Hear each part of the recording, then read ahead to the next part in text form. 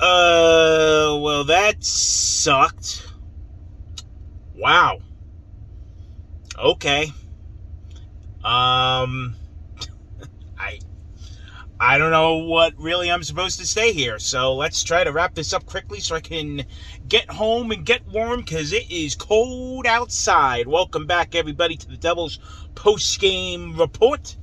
My name is Trevor, and tonight we will be discussing the 6-2 loss to the Dallas Stars tonight by the New Jersey Devils. So, before we get into the game, I got a couple things to say. Number one, I shout out to the Prudential Center conversion crew on converting the arena from college basketball that started at noon today, and in less than 2 hours later, we got to hockey.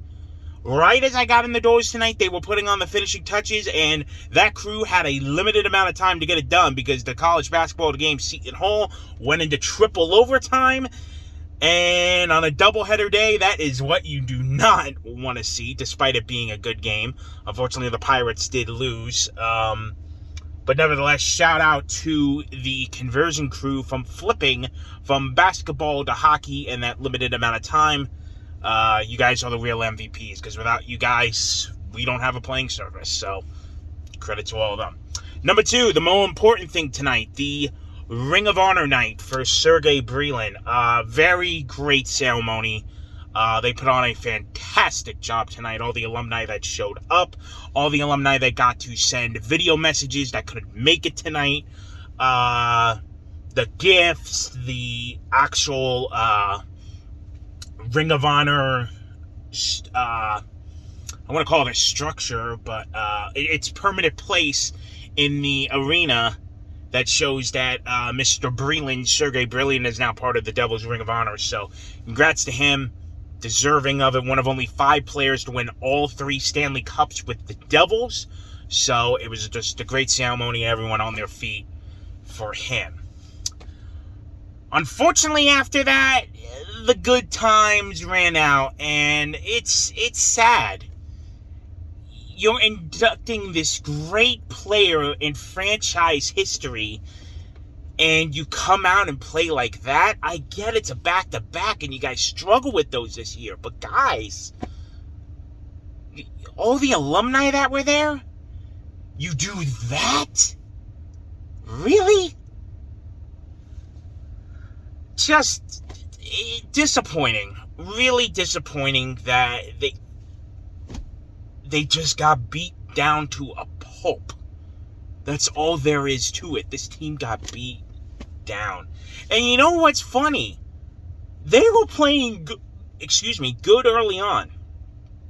I will give this team credit.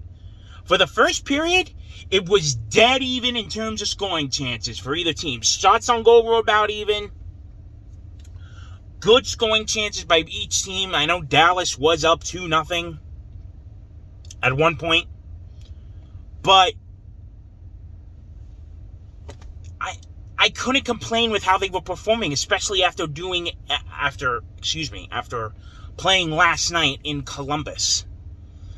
Unfortunately, though, the second period started and it just went off the rails after that. 4-0 Dallas by the end of 2. Fans were already heading for the exits at the end of the second period. I don't blame them. It's cold outside. You're just trying to get home and get warm. I stayed. One, because I wanted to. 2, my train schedule, I wasn't going to stand outside on a train platform waiting for a train, so I'd rather just stay inside while I could. And I mean, what else am I going to do, you know? I sat there and watched the beating like a fan, like a true fan. I didn't quit. I didn't walk out. I just took it, and it ends 6-2. The 2 goals, I mean, Brack got one, Toffoli the other, but it was all over by then. I mean, it was 6-0 by then, so Fire Lindy chants, booing by the crowd, the usual stuff.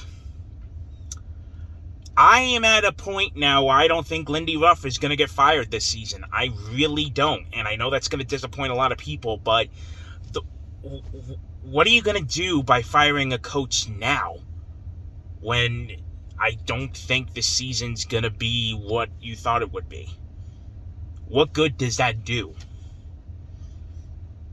I mean, it sends a message, obviously, but I don't think they're going to do it based on the current situation of the team right now. So, just a beat down tonight. It is what it is. It sucks. Believe me, it sucks. And guys, you got alumni in the building. That's the most sad part to me. You're honoring this great player tonight, one of the great Devils players in franchise history, and you do that.